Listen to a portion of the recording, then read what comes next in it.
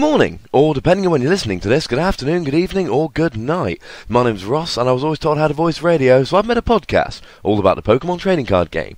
And you're listening to PTCG Radio. Now, before we do anything else today, I would like to congratulate Andy Stone for his recent promotion. Lovely chap, given me a few compliments in the past. I love him. You will probably love him too if you ever get to meet him. Andy Stone, I'm proud of you, man. So what we're going to be talking about today is a few different things. The list of UK regionals has been announced, so we're going to take a quick look at that list of UK regionals so we can see what's going on.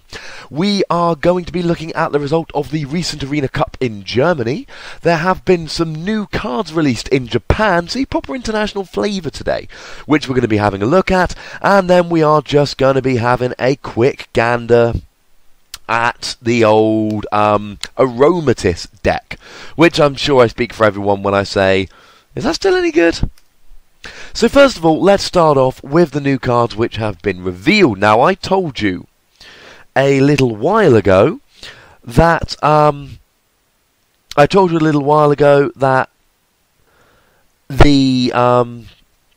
Gallade EX has been revealed, and now we have a translation, and it is, to be blunt, it's terrible. For free energy, it does 40 damage or 80 if there's no energy attached to it. And that's a Psychic double colourless. And we all know there's that Dimensional Valley Stadium which will reduce that to a Psychic and colourless. But it's still not particularly good. There's also Crosscut, 130 damage, and you can't use it next turn for 4 energy, 2 Psychic, 2 colourless. Now, yeah, you can pop a Muscle Band and a Laser Verbank and that'll go up to 180. But 4 energy, it just sucks. And it's weak to Psychic, so Mewtwo and Deoxys will have a field day with this one. It's just not a good card, and I don't think we need to take any more time on that.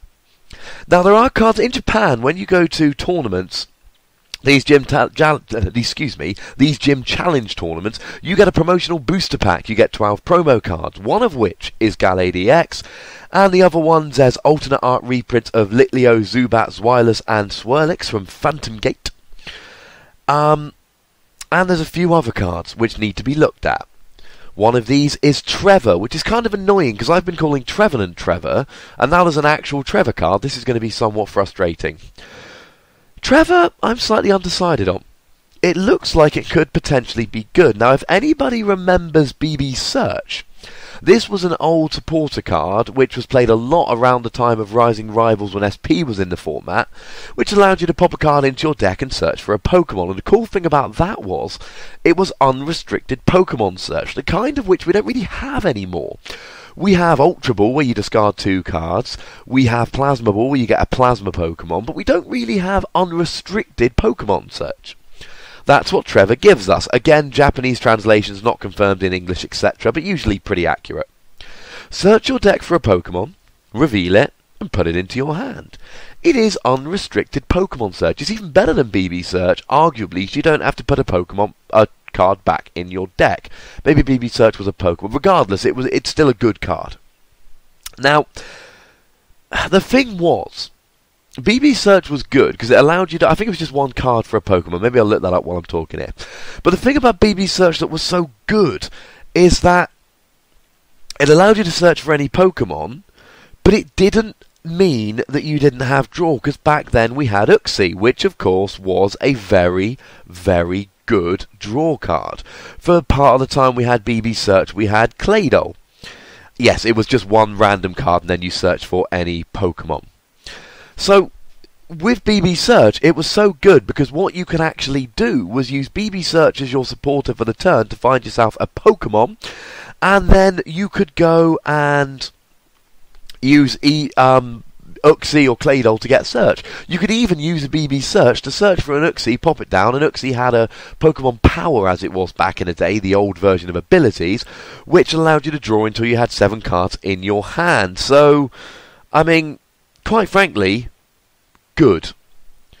The big problem with this is that it's not good enough, bearing in mind that we need our supporters to draw. And that's the big problem here. Because we need to be using Juniper to draw cards, or we need to be using, I don't know, something like an N to draw cards, or screw over our opponent. And on the few turns we're not using these draw supporters, we're probably going to want to play something like a Lysandra to pull a Pokemon off our opponent's bench. I like Trevor. And if you're playing a deck like, for instance, I don't know, one of these Pyroid decks that revolves largely around Trainer Draw, then I think Trevor becomes a really, really good card. The problem is, if you're using any deck with Supporter Draw, and that's pretty much every deck at the moment, I don't know if you're going to find a space for this. The other thing, of course, and I've mentioned this on the podcast before, if you are using a deck which relies on Trainer Draw, with Trevenant seeing a fair bit of play with Donphan and potentially Gengar in the upcoming set, and with, with Seismitoad being a thing, Trainer Draw is getting less and less reliable. I mean, I've told you on this podcast I've been playing a fair bit of Seismitoad recently. Go check out my YouTube channel, you'll see her as well. And whenever I come across a deck relying on Trainer Draw, I love it. You just use Seismitoad and Quaking Punch where your opponent can't set up. But there we go.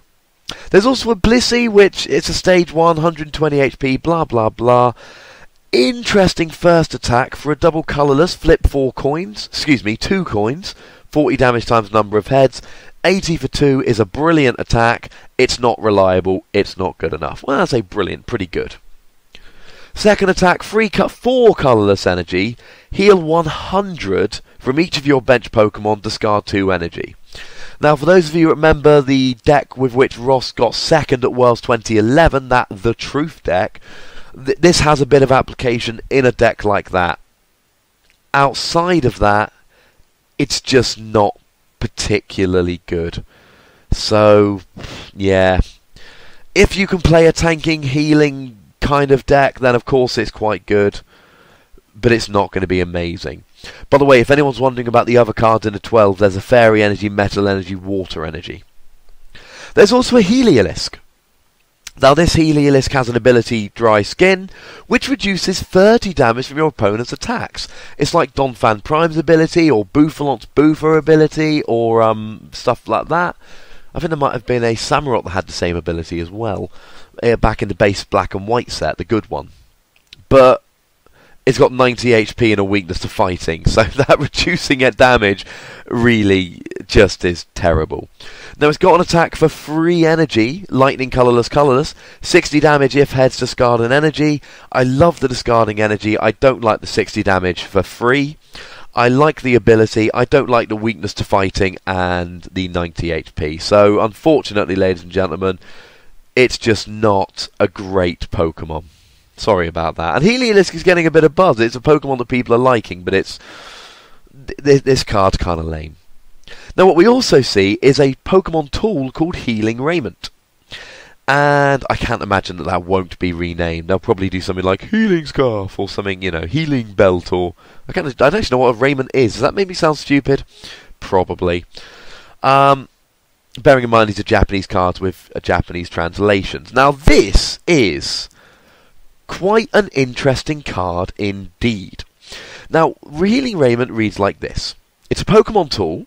Whenever you attach an energy card from your hand to the Pokemon this card is attached to, heal 20 damage. Now, essentially, this is really good when combined with Herb Energy. Herbal Energy heals 30. Now, it doesn't read basic energy, it reads energy. Remember, sometimes this is about the only time the translations do change, because people read them wrong. I say read them wrong, it can be easy to translate these things. But we saw this with Dragonite EX when it was spoiled. People thought it said energy, but it meant special energy. At the moment, it's reading any energy, so attaching a Herbal Energy will reduce 50 damage. If you're running a Virizion Genesect deck, this is potentially quite useful. But, and this is a big but at this stage, I think there are other tools that people are going to want to be using, and that's the big thing here. This is instead of a Muscle Band, Silver Bangle, Focus Sash if you're running a fighting deck, etc, etc, etc. There are so many good tools at the moment that most of us are already playing half a dozen tools in each of our decks, and we're using them. You would have to take one of them off to put this on. Now, in a Blastoise deck, This could potentially be amazing, but then again, Blastoise could just use something like Max Potion, and then Superior Energy retrieve all the energy back anyway, so they didn't need Healing Raiment. I don't know, it's a cool card, there's no doubt about that, it's an interesting card, but whether it's actually going to be good enough, I worry. Because there's too many other good tools out there. If you can find a space in your deck and you're not using other tools instead, it will be a universally awesome card. Because, I mean, everything I've ever said about Herbal Energy or similar cards, or Potion, goes back to this.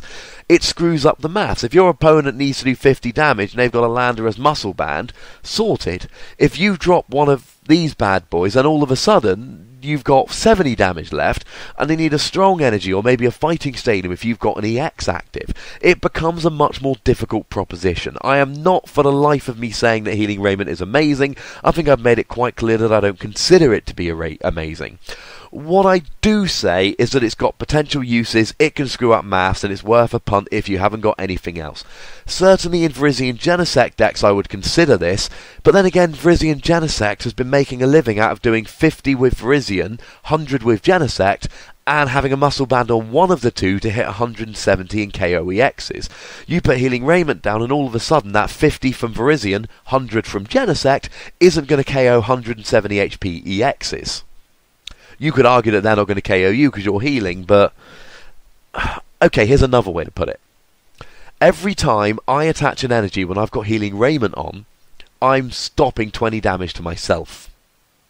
But I'm also stopping 20 damage to them by using Muscle Band. I'd go for Muscle Band usually. They're my arguments for and against, ladies and gentlemen, when the card comes out, and it's not going to be out until our February set, so we're certainly not in a rush. I mean, this card I don't think will be legal at the ECC, so it's really not an issue in that regard. This won't be part of Phantom Forces. Well, I say that, I don't know. I would guess it's not going to be part of Phantom Forces, judging by when it's released.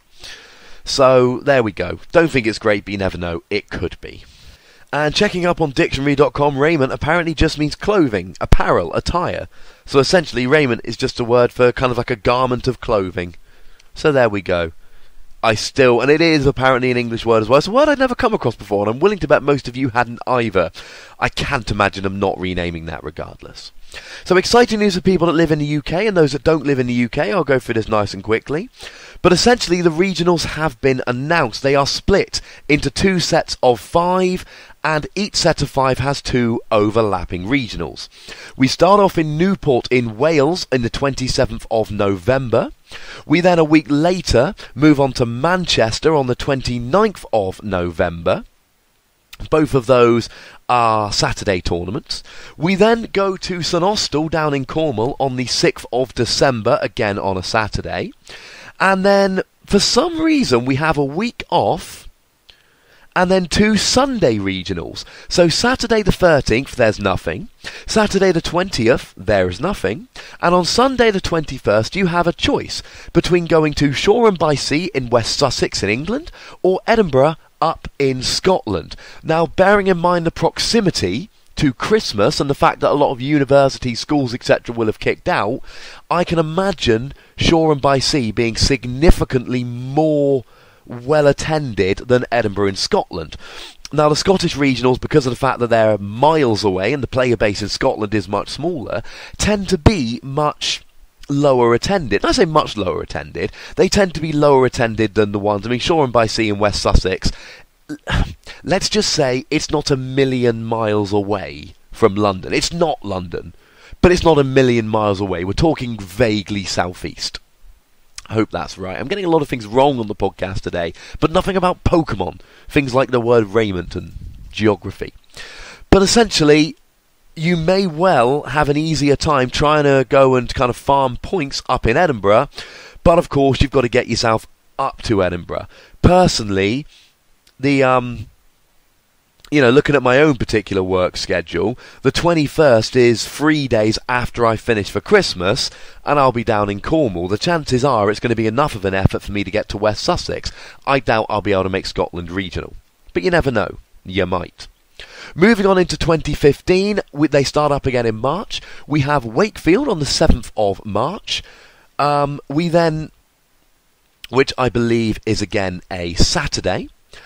It is a Saturday. 1 week later, we go over to Beeston in Nottingham for Chimera Regionals, and I cannot tell you how absolutely over the moon I am that Nottingham is getting a Regionals. That is phenomenal news. I am absolutely chuffed to bits that Cornwall is getting a Regionals. That Nottingham is getting a Regionals. They didn't apply for one last year, that's why they didn't get one. They've always been my favourite place to play since I've been playing. A week later, on the 21st of March, you have a choice to make. You can go to Hampshire and play in Aldershot, and that definitely is pretty close to London. Or you can get yourself over to Bangor in Ireland, which is, of course, quite a way away. And that is again one which I can see being much lower attended. The majority of people are going to be getting themselves over to Aldershot because it's much easier to get to, rather than getting to Ireland, which, I mean, let's face it, it's, shall we say, quite a way away, I think is fair to say. Although, let me just double check this here very quickly. No, there is a Bangor in Wales, there's also a Bangor in Ireland. Please do not be confused by the two. Now, I'm only going off the information which was released by Gordian Knot Games, who run Pokémon in the UK. It says Bangor, Ireland. There is a Bangor in Wales. There's also a Bangor in... So do make sure you hit up the right one. One of them is on the east coast of Northern Ireland, near Belfast. The other one is on the kind of north coast of Wales. You will feel very silly if you go to the wrong one. Interestingly, I believe, if I'm not mistaken, and please somebody do correct me if I am, that is the first time that Ireland has actually had a regionals. What is interesting is that Scotland doesn't have a second like it did last year. So moving on, there's one left 1 week later in Yeovil down in Somerset on the 28th of March. So just to run through that again very quickly. 22nd of November, Newport in Wales. 29th of November, Manchester in England. 6th of December, St Austell down in Cornwall in England. On the 21st of December, Shoreham-by-Sea in West Sussex, again England. And on the 21st of December, Edinburgh in Scotland.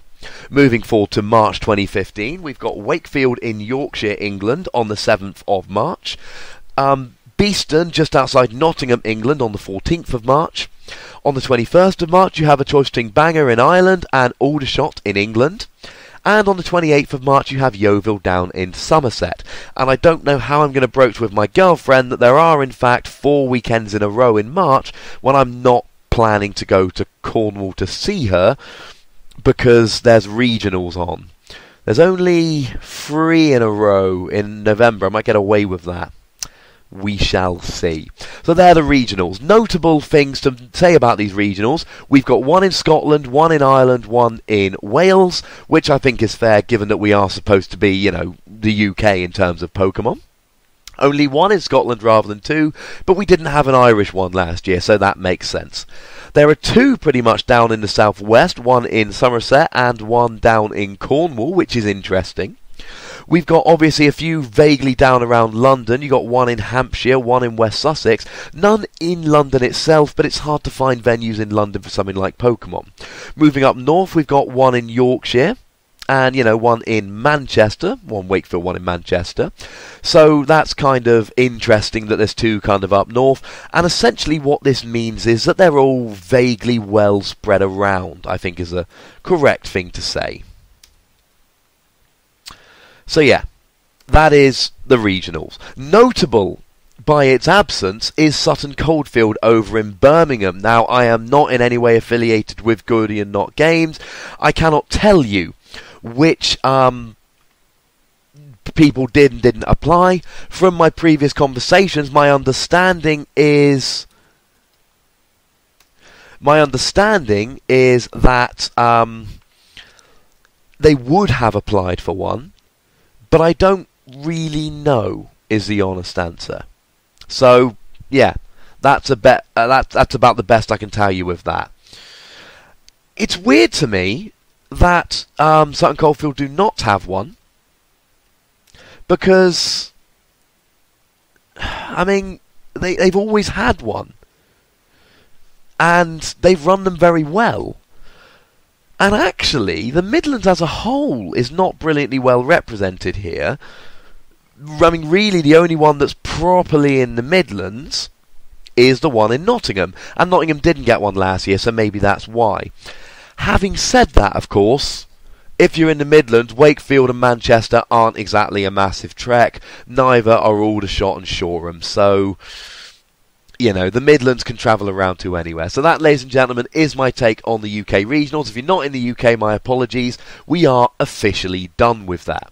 The last thing I want to talk about this morning before this afternoon, whenever you're listening to it, in fact, let's face it, we could be listening to it at any point, hence the intro. I want to have a look at the German regionals. Not the Germans, the Arena Cup. Now, if I remember correctly, this was actually run entirely in the extended format. That means anything from black and white onwards was legal. And card leader Pichu is where I'm getting this information from. Look them up on Facebook. And they actually have a list to all 8 of the top lists that you can find there, and they were in extended because Tobias Fiesing, who actually went and made top 8 with Eviltal, Garbodor, Seismitoad, he played Dark Patch. So this was in extended. Now, if you want to go the deck list properly, go and find Card Leaders Pichu on Facebook, and you'll be able to find a link there to the deck list. But I'm going to run through the top 8 here, and it's very interesting. In 8th, Plasma Lugia with Glaceon. Speed Lugia with Glaceon for Pyroar so you don't auto-lose. Makes perfect sense. It's going to be strong regardless. Also in the top 8, we had Eviltal, Garbodor, Seismitoad. 3 of them rounding out the top 8. 3 of them made top 8. None of them got any further than top 8. And part of that is because of the cards which no doubt, you know, the decks which no doubt actually made the top 4 here. Clearly, it's going to be a very, very strong list. Now, if we have, you know, a look at a couple of these decks here, when we say Seismitoad, I'm looking at all 3 deck lists here. 2 of them play 2, and the last person just plays 1 of them. But they're playing DCE anyway for Eviltal. Essentially, you're talking Eviltal Garbodor. We know how good that deck is. But you've now got Seismitoad there as well. It hits a water weakness, which is good for things like Landorus or Pyroar. I mean, you're pretty much auto-winning Pyroar playing Seismitoad with Garbodor. But also it allows you to lock your opponent out of train and slow the game down if you want, give yourself time to set up while they don't, build up big Eviltals on the bench while you train lock them, etc. It makes perfect sense. Not the focal point of the deck, but you're playing 4 DCE and they're for Eviltal anyway. So what they've done is just chucked in 1 or 2 Seismitoad as a tech, and I'm hoping I've explained well enough how that's going to work. Moving on into top 4, we had Mega Lucario EX with Focus Slash and Plasma Lugia. Now, Plasma Lugia, I don't need to go into a huge amount of detail there. At the end of the day, Plasma Lugia is just good. Looking at the deck list, it's fairly standard. 3 Thunderous, 4 Deoxys, 2 Lugia, and 1 Absol just as a non-EX attacker to play the 7-prize game or to get around things like a Safeguard Pokemon, your Suicune, your Sigilyph, etc. And it plays a couple of roller skates, it plays a couple Pokemon Catcher. It's pretty much exactly what you would expect. A full complement of 4 Bicycle. It's built for speed. The key thing, of course, you can play Prism. Now, he actually plays 4 Plasma, 4 double colourless, 2 Lightning. So we could go just run this deck with 4 Rainbow rather than 4 Plasma. But of course, you save yourself having to put that damage counter on. Looking at the deck, it doesn't seem like he's really lost much in the rotation. And in fact, a cursory glance, the only thing I can really see there which has been rotated is Tool Scrapper. Oh, and Pokemon Center has been rotated, which is an interesting little card to pop in there. But I don't think that's really going to make the deck. It'll be good, but it's not really going to be needed. Moving into the other top 4 deck, this is the interesting one. Mega Lucario EX Focus Slash. Now this is, Focus Sash, sorry. And this is one which does bear a little bit of looking at. 2 Lucario, 2 Mega Lucario. Essentially saying, I don't need a Pyroar counter, I've got Mega Lucario. It's an evolution, therefore I can kill Pyroar with it. He also plays free Hawlucha. Hawlucha, ladies and gentlemen, is a very good card. Have a look on my YouTube channel. I posted up a video of myself with Seismitoad playing Ben with his Donphan Trevenant deck, where I explain a bit more about Hawlucha in detail. But he's playing 3 of them there. He clearly wants that as a focal point of the deck. 1 non-EX Landorus, which I'm still not a fan of, but I can see playing 1 as little, you know, here and there. And 2 Landorus EX. It's Landorus Lucario. But there are differences. There's Mega Lucario EX and more than 1 to make it an actual strategy rather than a tech. There's free Hawlucha because it's amazing. A 1-1 Electrode line because who wants to be end into rubbish? And this is exactly the kind of deck that will be end into rubbish because it's going to take prizes quickly when it's still got a lot of deck left. And 4 Focus Sash. Focus Sash, you attach it to a fighting Pokemon, and if it's going to be knocked out by damage, flip a coin. If heads, it goes down to 10 damage instead. I don't know why people aren't making more of this card. It's a really good card. And I don't know why more people aren't playing it. If the fighting Pokemon this card is attached to has full If the fighting Pokemon this card is attached to has full HP and would be knocked out by damage from an opponent's attack, that Pokemon is not knocked out and its remaining HP becomes 10 instead. Then discard this card. I.e., no one-hit KOs. Now, he's not playing a bunch of healing to make sure you have got full HP. I could see Max Potion, etc. being played there as well, but that doesn't appear to be in his deck. But regardless, it still makes perfect sense. So, there we go, ladies and gentlemen. He also actually plays a couple of Energy Switch as well, presumably to get, you know, Landorus's or Lucario's better attacks going. Moving up into the final, nothing particularly exciting from second place, Virizion Genesect. It's good. It's good against fighting decks, it's good against Yveltal Garbodor. You can see quite quickly how this won. Not good against Speed Lugia, but, you know, maybe it'll win around in the end. And the winner, Seismitoad, Mewtwo, Pyroar. Essentially, taking out Garbodor, putting in Pyroar, and he's got a full 4-4 Pyroar line there. He's got free Blacksmith, and his list is actually shorter than everybody else's. It's far more straightforward. 4 roller skates, free bicycle.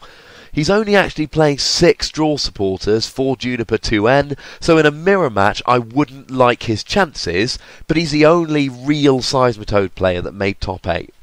The Yveltal Garbodor decks, I can imagine, potentially had a decent chance here against him, because all they need to do is start locking trainers and he's down to 6 supporters. Having said, or 6 draw supporters. Having said that, Seismitoad and Mewtwo both attack for basically nothing, so maybe it's, you know, maybe he doesn't need to draw that many cards to get going. Regardless, it's a fun little deck. It's not one I'm a massive fan of myself, but I suppose it's one I should probably test. But I really like Seismitoad Garbodor, so that's probably the one I'm going to default to testing. And that, ladies and gentlemen, was the German Arena Cup. There is another one going on in the 13th of December in Bremen, which I doubt I'll be able to make it to, but it's going on just so you know. As a very quick side note, ladies and gentlemen, do make sure you book for UK regionals if you're intending on going, because they are likely to fill up quite quickly. I've already put my name down for Wakefield and Nottingham, and I will be putting my name down for all the others at the earliest opportunity. So before we have a finish off here by talking about Aromatisse and it's where it fits in the format nowadays, I just want to point you over to my YouTube channel. It's youtube.com/user/PTCGRadio, and at the moment I'm sticking quite nicely to 2 videos a week in addition to my podcast. What you will find there is a series of videos from deck breakdowns, to PTCGO games from decks which I'm interested in, to games recorded at actual tournaments. I've just finished uploading some games from the Wakefield Winner Box in the last format, and I'm currently halfway through uploading games from the Nottingham League Challenge. I've already uploaded round 1, Donphan Trevenant against Seismitoad, and round 2, Aromatisse versus Evolutions. On Saturday, I think Saturday I will probably be uploading the third game, which I believe is a fighting / Seismitoad deck against Aromatisse. And on Monday next week, I will be uploading the final of that particular league challenge, which will be Tommy's Evolutions deck against my Seismitoad deck. So do check those out. They're good games. They're actual games recorded at tournaments. When I go to tournaments, I try and record good players playing competitive decks, and I give you very in-depth commentary. Those videos are about 50 minutes long generally, because they often go to time in this format, or at least close to, and you are getting 50 minutes of commentary and insight there, so do please go and check them out. If you haven't subscribed on YouTube yet, please go and do so. Speaking, we're up to 537 subscribers, which is good, but there are Pokémon TCG sites that have got a couple thousand, so we are far from there yet. Make sure you go there, please. Make sure you subscribe, watch some videos, etc. It's good stuff. You keep watching, I shall keep uploading. So finishing off today, I want to have a chat about Aromatisse, and this partly came about from watching my mate Ben play Aromatisse at the local Nottingham League Challenge. Same place that's hosting the regionals, you really should make it down there if you can. And I played him before the tournament with my Seismitoad deck and reeled off a win. I've since played him once more and he's won, so we're 1-1. Should probably have a decider at some point. But he managed to make top 4 at that tournament. And that's not a spoiler, because the guy both of the people he's playing on the videos also made top 4 at the tournament. So there's no spoiler as to who's going to win those games. And he did very well with it. And I sat down and I looked at the decks it was beating. So for the Aromatisse decks, for those that are kind of uninitiated, you've basically got 2 types of Aromatisse decks. One revolves around Plasma, and essentially you might run Chorus Machine, but it will revolve around getting Thunderous EX to attach energy using Raid and Knuckle to benched Plasma Pokemon, and you'll use Rainbow Energy as well to move it around. It's not so good nowadays for a couple of reasons. First of all, they've only got Rainbow, not Prism. That gives you 4 energy, special energy, that can be moved with Aromatisse rather than 8. And you need really 1 of them on Thunderous to use Raid and Knuckle.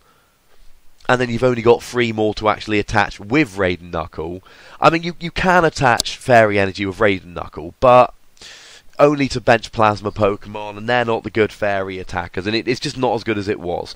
Plus, fighting's everywhere at the moment, and you don't want to be relying on a fighting weak Pokemon for the strategy of your deck. Aromatisse, by the way, is a Stage 1 Pokemon that moves Fairy Energy around to as you wish between your Pokemon. But what's more interesting is just the standard Aromatisse list. You get Aromatisse, and you would use Xerneas, you would use Xerneas EX, and then you would probably use 4 Rainbow Energy, and you'd stick in Yveltal, Mewtwo, and Virizion. Virizion EX is there purely for its ability. It can 2-hit Seismitoad for 2 energy, but it's still not particularly good because you're not attaching any energy with Emerald Slash. What you basically would do is you would move the energy around using Aromatisse, and then you would, you move the energy around using Aromatisse and attack with whoever you want. You've got Xerneas, which has got Geomancy, and this is what you want to be doing for the first couple turns of the game. You use Geomancy to attach 1 Fairy Energy each to 2 benched Pokemon. And then you get loads of energy on the field, then you move it around and attack with whoever you want. Mewtwo, you pile energy on and use X-Ball, 20 damage times the number of energy attached to your Mewtwo and a defending Pokemon. Yveltal, you need to put a Rainbow Energy on, but then it's got the same attack as Mewtwo, but it does 20 more damage. And Xerneas EX is able to do something like 140 for 4 energy, or 60 and 30 to the bench for 3 energy. It's a very good deck. You then play 4 Max Potion, or, if you've got the room, and then you attack, and your opponent doesn't 1-hit KO you. You move the energy off using Aromatisse, you play Max Potion to heal all of the damage, you move the energy back onto your attacker, and you are off. Lovely. Now, that's all well and good. And it's one of these decks where if it sets up, it can very often win. And you've got a choice of attackers.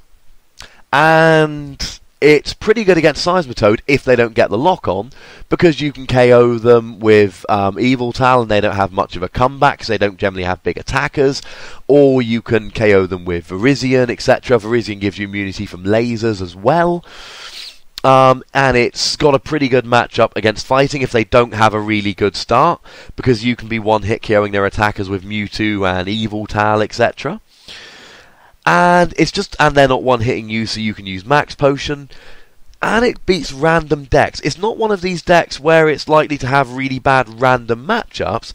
It's pretty good across the board with quite good, and it's even pretty good against something like, Mewtwo, Virizion Genesect.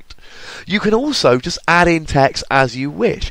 Add in a fire attacker if you're having trouble with Virizion Genesect. You can tech it to your metagame very nicely. See what your people in your area are using. If there's one deck you're having trouble with, stick in an attacker. You've got the 4 rainbow energy, so as long as you can really attack for, 1 rainbow and a bunch of fairy, then you're probably going to be able to get that attacker up and running. But there are problems with this deck. Firstly, Garbodor kills it. When I beat Ben using my Seismitoad deck, I got Seismitoad to Trainer Lock him, I got a Garbodor out with a tool on, he could do nothing, and I ran through. I didn't run through him, I got behind and then came back, but I had a fairly convincing win. The second game, I didn't put 2 Trubbish down.